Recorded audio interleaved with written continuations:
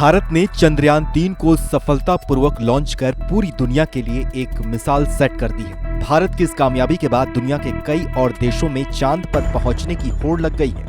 भारत के सबसे अच्छे दोस्तों में से एक रूस ने चांद पर पहुंचने की तैयारी अब पूरी कर ली है। जानकारी के लिए आपको बताएं तो रूस करीब 47 साल बाद पहली बार चांद पर अपना मिशन भेज रहा है और ऐसे में रूस के इस मिशन को भारत से प्रेरित माना जा रहा है। रूस के इस मिशन का नाम लूना 25 रखा गया है और इसकी लॉन्चिंग 10 अगस्त को होने की संभावना है। ऐसे में पूरी दुनिया में रूस के इस मिशन को भारत के चंद्रयान-3 मिशन से कंपटीशन के तौर पर देखा जा रहा है। हालांकि यहाँ गौर करने वाली बात यह भी है कि अगर रूस का ये मिशन सफल रहा तो ये भारत के चंद्रयान-3 मिशन से कई मायनों में बेहतर हो सकता है।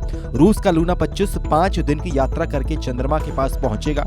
इसके बाद ये चंद्रमा के अलग अलग ऑर्बिट में चांद के चक्कर लगाएगा, जैसा मौजूदा समय में भारत का चंद्रयान-3 कर रहा है।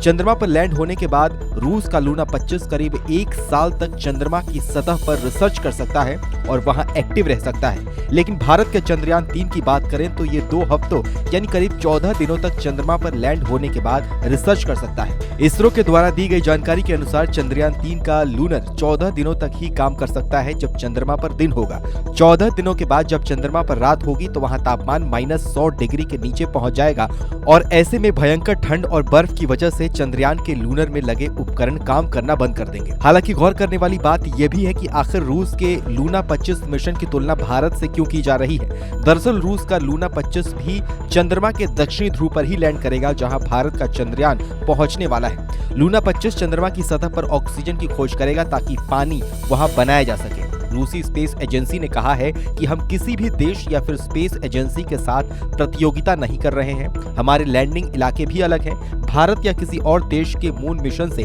हमारी ना तो टक्कर होगी और ना ही हम किसी के रास्ते में आएंगे, क्योंकि चंद्रमा या अंतरिक्ष हर किसी के लिए है। आपको बताएं तो रूस के इस मिशन की शुरुआत 1990 में हुई थी, लेकिन ये अब जाकर पूरा होने वाला है। आपको जानकर हैरानी होगी कि रूस ने अपने इस मिशन के लिए जापान और भारत को इसमें सहयोगी बनने के लिए कहा था, लेकिन दोनों देशों ने रूस के इस मिशन में पार्टनरशिप करने से इनकार कर दिया, जिसके बाद रूस ने इस मिशन पर अकेले ही काम किया। रूसी स्पेस एजेंसी लूना 25 को पहले अक्टूबर 2021 में लॉन्च करना चाहती थी, लेकिन इसमें करीब अब 2 साल की देरी हो चुकी है।